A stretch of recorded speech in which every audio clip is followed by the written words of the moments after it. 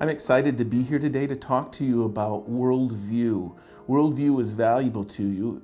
You may not understand what that means, but I'm going to hopefully explain to you what a worldview is.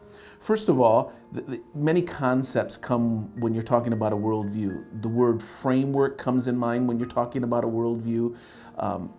A mental map is used, a model, even the idea of lenses or glasses. And we use these, we instruct students in our class on the idea of glasses. We have what's called rose-colored glasses.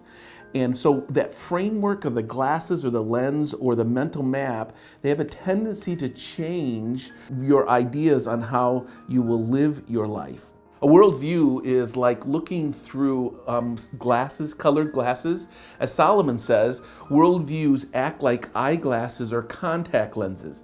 That is the worldview should provide the correct prescription for making sense of the world, just as wearing correct prescriptions. For instance, now you're looking through rose-colored glasses.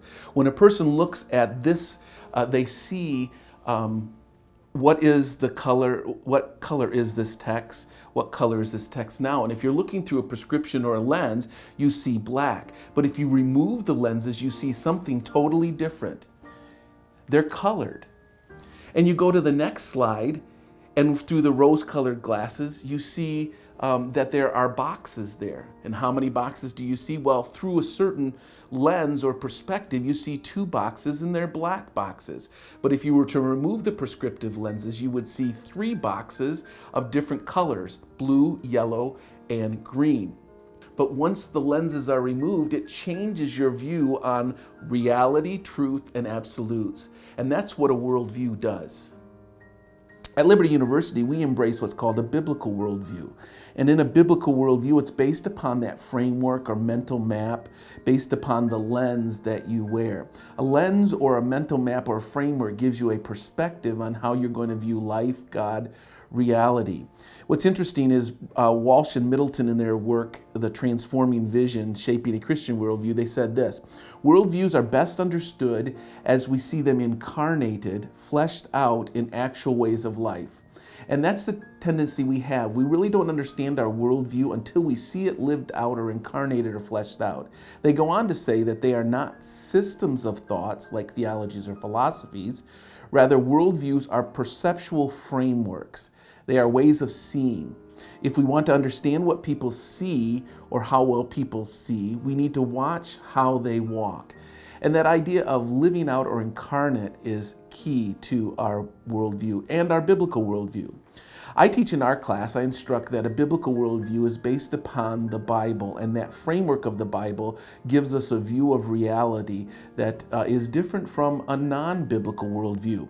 And the framework that I use in instructing students on a biblical worldview is the idea of creation, fall, redemption. Or if you come to my class, I would ask the students, what is the framework? They would say CFR. Creation, fall, redemption is the framework that we use to identify a biblical worldview. It's actually the grand story of Scripture. It starts in the beginning with God, and God creates, and as God creates, He instructs His image on how to live life and live in the reality of who He is and live in the reality of what's been created.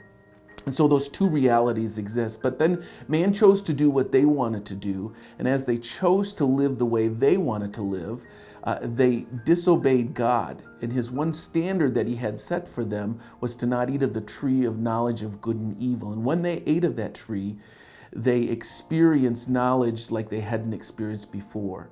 And they lived in a world now that was cursed.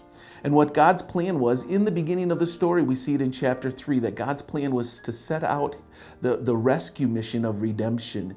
And we see that rescue mission taking place through the rest of Scripture, all through the Old Testament, into the New Testament, when the Redeemer actually comes, and the Gospels share the story about how this rescuer, Jesus Christ, came to redeem His people from their sins.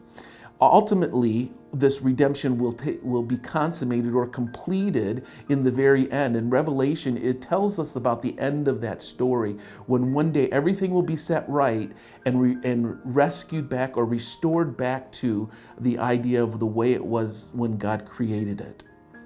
You today may not have a biblical worldview. You may not understand what a biblical worldview is. But through this framework, I hope it helps you understand how the Bible fits together and how you can apply it to the way you look at life and make decisions about your own life.